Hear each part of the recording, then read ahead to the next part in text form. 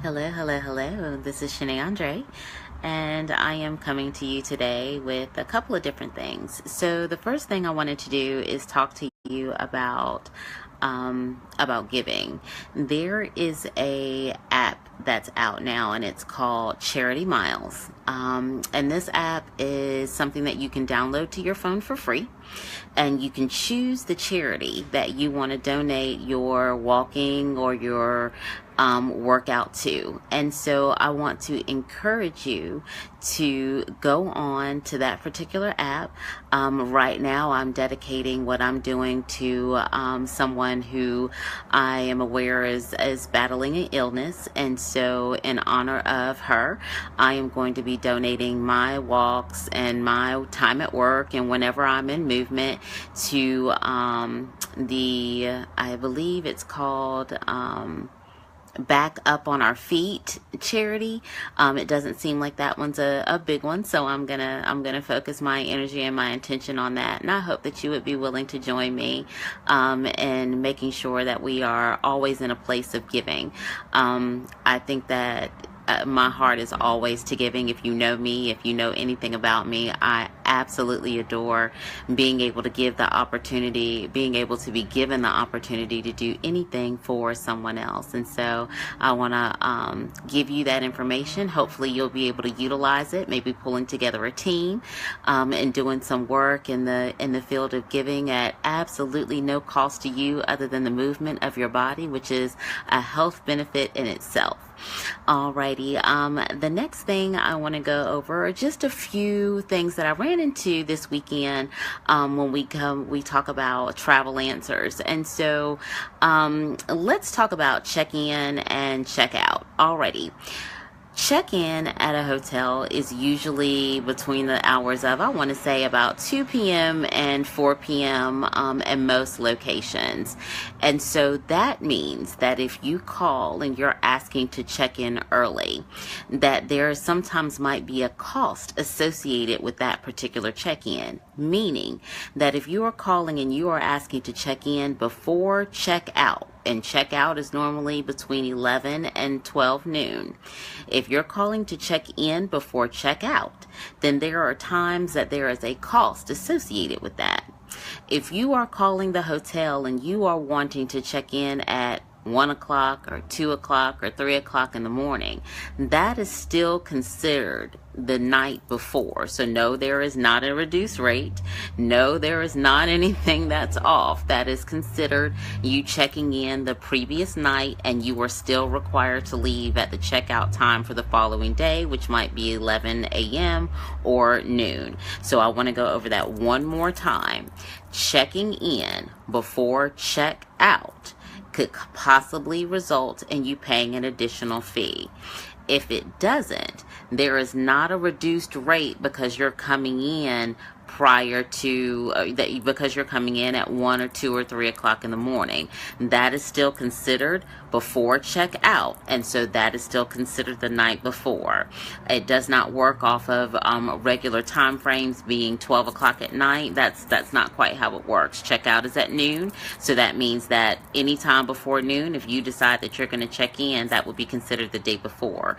Now there are different times where you can call and you can verify if you can come in early. They will let you know if they've got clean rooms available, if it's not going to be an issue.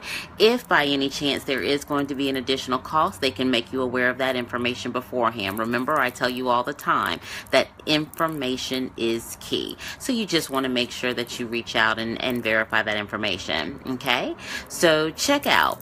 Checkout is usually, again, at, let's say, 11 or 12 noon. So that being said, if you're asking for an extended time frame, if you are not part of what we call the elite members of the hotel, let's say that you're at a particular location where you are a gold member or a diamond member or a platinum member or whatever their elite membership is, those people typically typically get a late checkout just by requesting one.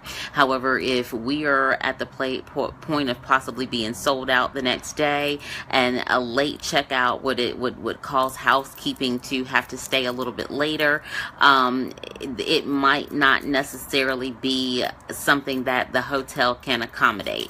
You do want to double check. So you want to check at check-in, and if you are not given a verified information at that time, meaning that the agent says, I need to verify that it's going to be okay, then you want to make sure you call down in the morning prior to checkout just to verify that you've got that late time that you requested. All right, and the next thing we're going to talk about is when you check in late. And what I mean by checking in late is, again, that 1 o'clock and 2 o'clock. So let's say that you have a reservation for tonight, but you're not going to be arriving at the hotel until 2 or 3 o'clock in the morning, and you are very aware that you're going to be coming in late. What that could possibly mean is that your the room that you're going to have. So there are handicap accessible rooms in any hotel based off federal law. And what this could mean is that you might possibly get a room, especially at that time of the night, that might be accessible. So there are some different types of accessible rooms. You might have a roll-in shower. You might have a shower with a bar within it. You might have a room that is hearing impaired, accessible, meaning that there might be some lighting and things in the room so that if anything happens, you are aware. You are aware that somebody is within, you're aware that something's going on in that room. So that being said, if this is the case, when you're checking in that late, it is a very possibility, especially in sold out situations, that your reservation will become one of those last rooms, and not by any meanness of the hotel or the staff, but it just means that if you're coming in at 2 or 3 o'clock, the hotel is sold out, all of the other reservations have come in, and that handicap accessible room with the bedding that you requested is the only room that is available, then that is the room that you're going to be going into. And I just want to make sure that we are becoming aware of what that means. So when you call and you make sure that we have your reservation and we have a room available, we do have a room available. However, that room might have an accessible bed when you're coming in at 2 and 3 o'clock in the morning. And I know that that is not the most fun thing to hear, but it is a very truthful situation. We have to have those rooms available, and if we don't have enough guests that are actually in need of that particular room, then that's going to be a room that's going to be available for sale. Okay, and now another thing that I wanted to go over, especially with when the weekend is coming up, is the third party reservations. So again, this weekend I witnessed another person who called a third party, made a reservation, requested that reservation be for 2 double rooms that were attached or adjoining. Okay, and that reservation was made through a third party to a hotel that did not have those type of rooms, 1 available and 2 available in the way that they were requesting. So and the reservation was made for a different type of room. So going through the third party, the double room that she supposedly requested was not available. And due to that, or for whatever reason, that information was not heard correctly by the person that was booking the room. And so in that case, they made a reservation for 2 king rooms. So when the guest gets in, of course, she is irate and upset. It's 3 o'clock in the morning. She's tired. She's got her family with her, and there is not enough bedding in the room. And this is made through a third party. So I want to again remind you that before you press that button that takes that money out of your account, I want you to put those people on hold. If you're sitting next to someone else, you want to have them use their phone to call the hotel to verify if they have if they have those rooms available, if it's possible to get what it is that you're requesting through the third party before you pay that money. Because once that's done and you arrive at the hotel, unfortunately, we are not responsible for chasing your rooms if we don't have the rooms available. So if I'm in a sold out situation, I cannot make a change to the reservation that you booked through a third party for a different type of room at that particular rate. That is going to have to be something you accept, or you can contact the third party and see if they can assist you with making different reservations or moving you to a location that has what you need. But again, information is key. Third parties are not on staff at the hotel. They cannot verify what room types are available.